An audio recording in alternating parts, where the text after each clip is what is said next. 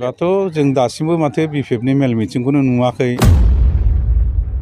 बोरैजाय meeting खालामदों, मबाव खालामदों, सोरखौ लानानै खालामदों बेखौथ' गुबुना नुदोंबा आं दासिमबो नुनो मोनाखै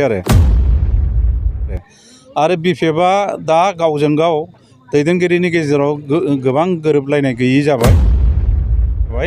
बिथांमोना सेरखाय बेरखाय जानानै दङ आरो मानगोनां जोंनि आवगायनि डेपुटि चिफ आरो दाखालिनि एमपिनि केन्डिडेट काम्फा बरगयारी बिथाङा दानि जेनोखि फोसावदिंनाय बिथांमोननि फोसावदिंनाय मेल बेवहाय बाहागो लानायखौ नुनो मोनाखै। आं बाहागो लानानै बेखौनो बुंदों जिहेथु सिडली समस्तियाव 31 नं सिडली समस्तियाव एमएलए आवगायनि एमएलए जाय बिथां जयन्त बसुमतारी बिथाङा दा एमपि जानानै थांबाय। दा नंखायनो बे सिडली समस्तियाव एमपि सिटआ खालि जानानै दङ। बे खालि जानाय जायगाखौ फैगौ नभेम्बर मासनि 13 तारिखआव माने भट लादों आरो बे 13 तारिखआवनो भट होनांगौनि थाखाय ट्रेक्टरनि सावगारियाव भट होनांगौनि थाखाय दिनैनि बे जथुमनाय रायजो राजाफोरखौ आं खावलायनो फैदों। दासिमाव माबायदि थागथियारि जानानै दं सार? दासिम माने बेथ' जोंना गुदिनिफ्रायनो आवगायनिफ्रायनो मावगासिनो दं नालाय जोंथ' भटनि टारगेटखौल' नङा जोंना रायजो राजाफोरजों थानांगौ।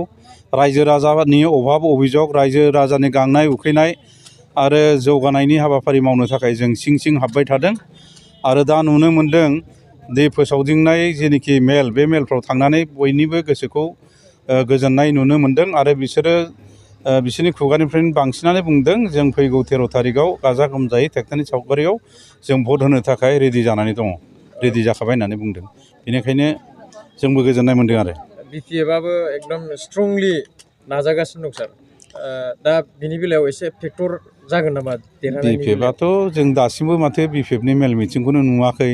बोरैजाय मिटिं खालामदों, मबाव खालामदों, सोरखौ लानानै खालामदों बेखौथ' गुबुना नुदोंबा आं दासिमबो नुनो मोनाखै आरो बिपिएफआ दा गावजों गाव दैदेनगिरिनि गेजेराव गोबां गोरोबलायनाय गैयि जाबाय।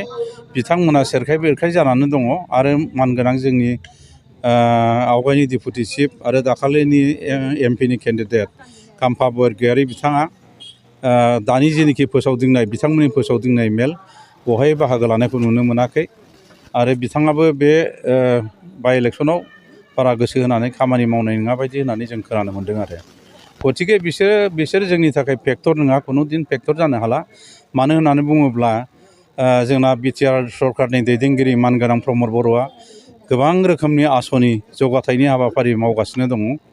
ओरै आसाम सरकारनिफ्रायबो गोबां जौगालु हाबाफारिया मावगासिनो दङ। गतिके जाय सरकार बा जाय दोलोनि सरकारा जौगालु हाबाफारिखौ मावबाय थायो बेजोंनो रायजोफ्रा माने थायो। गतिके बिसोरो दानि समाव बे मुहुर्तआव बिपिएफआ जों इउपिपिएलनि थाखाय जेबो फेक्टर नङा।